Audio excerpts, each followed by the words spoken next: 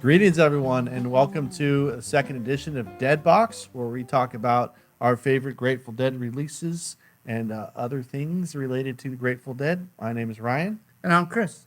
and we'd like to start this episode off with just a farewell and a fond remembrance to someone who recently left us, Bill Walton, who passed away today.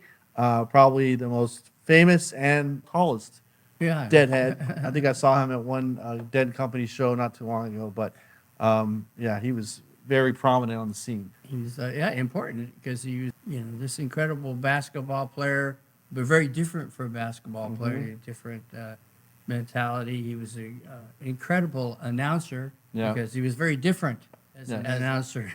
His catchphrases. He's not Chick Hearn, but he had a lot of "throw down, big man." He just a really, really good representative of everything he did. If he was, if he's going to be a basketball player, he's going to be the most out there basketball player. He's going to be an announcer. Absolutely. And I think what a great calling card for Dead fans.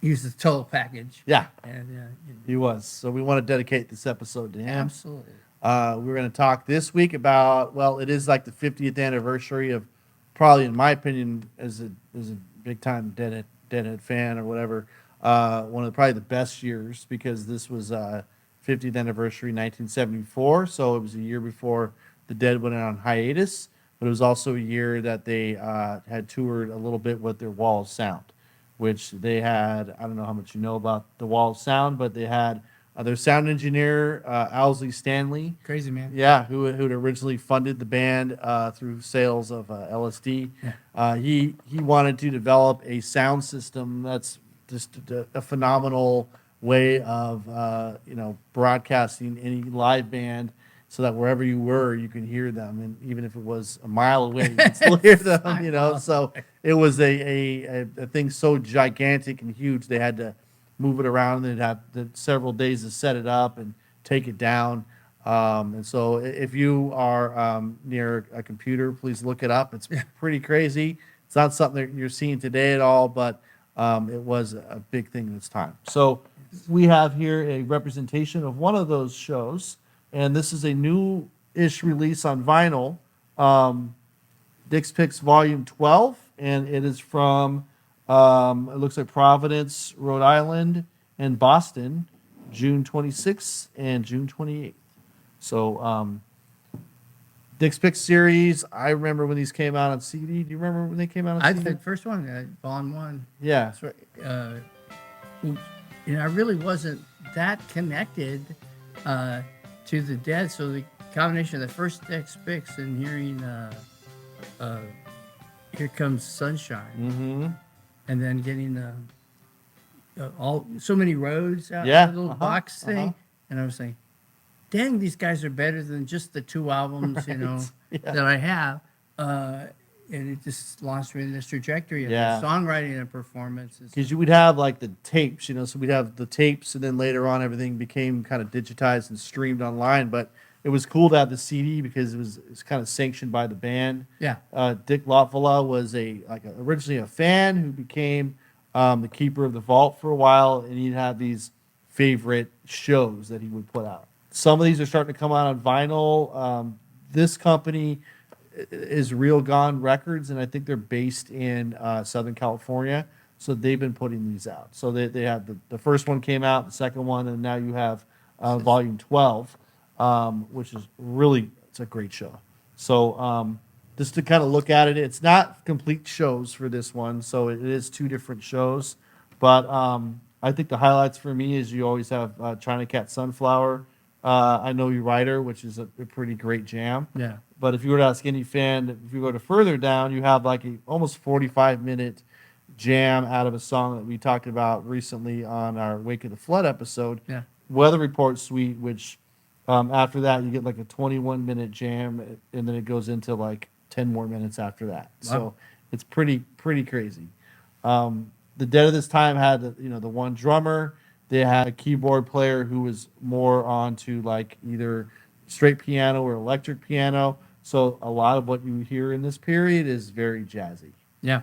Right? So have you heard anything from 74? Oh yeah. And I really like that era, 72, 74, a lot because of the piano. Yeah. Because they were able to some old rock music that was sort of the standard. You have the Stones with Nicky Hopkins, Yeah. the Who with Nicky Hopkins. Right. Everyone's John Lennon's with Nicky Hopkins because that sound of that piano up against rock guitars is just it's sort of a standard lineup. Uh-huh. And later on, when they'd have more than one keyboard player or kind of the Brent Midland, yeah, in the 80s. the tones that he would use on some of his electric instruments didn't seem to mesh with rock music. It was Right. like it was popular at that time. People Yeah. would use this kind of thin, wavery Uh-huh. sound, and even like Vince Welnick. Yeah. So it's what they chose for the sounds to Yeah. play up against them always seemed a little thin, Sure. or it just lacked energy. They were all good players. Yeah, but they had like MIDI too, so they had like a lot, and even Jerry was using like Yeah. they when MIDI was basically a way where you can just plug any instrument in and make it sound like a flute, for example, or Yeah. and Jerry would do that, and he sounded like a a jazz player, like a Sure. true jazz player. But then that had the keyboards, and maybe it kind of didn't translate well the whole time that they were doing that I live. think they played for many, many years. Yeah. I think Jerry's like he had already done this. Yeah, And so, what is these new? He's interested in new stuff, Mhm. and yeah. So that instrumentation, I can immediately whenever something new comes on, I go, okay, that's from this keyboard era. I go, oh man, I don't like that sound at all. I wish they'd stop playing or. see Dylan Box, Dylan and the Dead. Yeah, yeah, exactly. For reference, you can go back and search that one. There's an exact correlation. But by this time, they had their standard repertoire, but some of his other music that he was starting to do on his own Yeah, was infiltrating these sets too. definitely. And I think that really enriches their sound. I mean, Yeah. there's somebody who, if he was able to have a second Grateful Undead band or Yeah. something that he was able to run simultaneously, he'd probably still be alive today. I think so too. And so like Jerry Garcia around this time, he played with the guy named Merle Saunders, Yeah.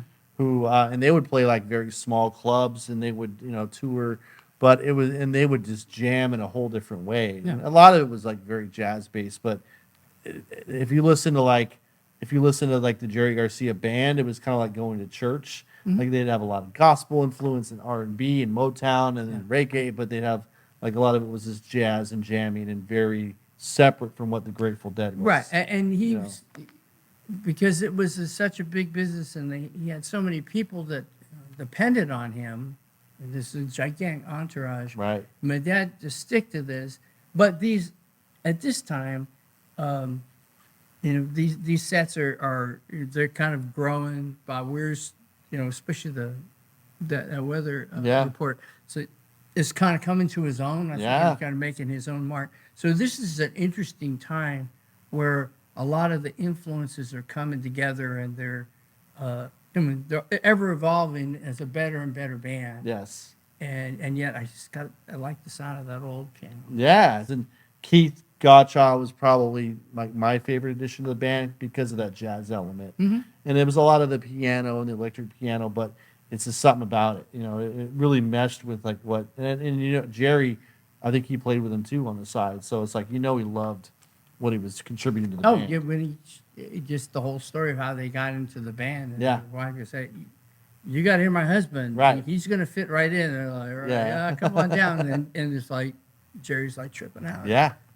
This dude he's perfect. This is a lot more jamming than like vocals. So it's like that's kind of what you're getting, representative of this era. But then I believe like 4 or 5 months later, they went on hiatus, and they played like their last couple shows at Winterland Arena, and then they kind of hung it up for about a year and went on a hiatus, and then they came back and it's kind of a different band. So, Yeah. you're seeing like it's 72, 74, like you said earlier, that's a great era for the band. If you want to hear like primal, Grateful Dead when they're just gelling really well, The two drummer thing I always liked, but like you really see how good of a drummer Bill Kretzmann was too on this kind of stuff. Because he has so much variety in his playing, Mhm. and he can articulate where they're going, especially in this era. I mean, Yeah. it's so for some people, the rock people who don't like the Grateful Dead, seems to think like they're not like rock enough or something. Yeah. And it's an odd. Well, it's not odd. I understand it, because if it's 1974 and they're listening, I don't know, Black Sabbath or Yeah. something, yes, Different. they're going to be different. But listen to the Warlocks. Yeah. Go back in time and listen to, they were a heavy sounding Mhm. band, but that's not how they had to end up. Yeah. And thank goodness they found some other ways to articulate their sound. In the jams, like, they get kind of scary at points. Yeah. Like there's also something here called Sea Stones, which is something they did between sets where they had like a synthesizer and it was Phil Lesh and another guy, and Yeah. they were really crazy sound, like really like Yeah. they worked that into their sets.